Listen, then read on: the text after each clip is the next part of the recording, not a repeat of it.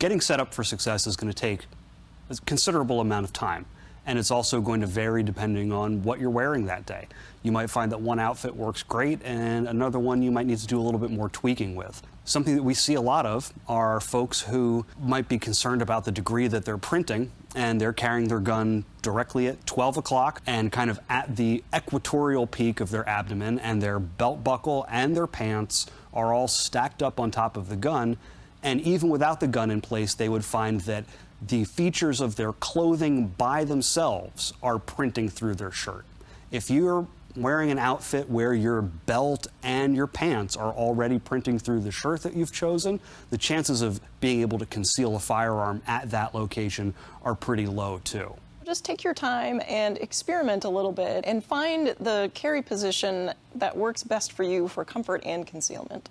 A mistake a lot of people make is trying to choose one holster that works for every outfit in their wardrobe, and by doing that, they sacrifice access, they sacrifice draw speed for occasions that are really rare in the scheme of life. So when you're looking for a holster, pick something that works for the 80% of things you wear most. And then you can worry about the special occasion holsters later because you won't use those as much. When identifying your peaks and valleys, it's also important to consider how much of the valley the gun itself occupies. So if you're thinking about the measurements of the gun and the measurements of yourself, if you've got a decent valley on your body which could conceal a gun, also think about whether or not the size of the gun exceeds or gets close to 100% of your available valley space.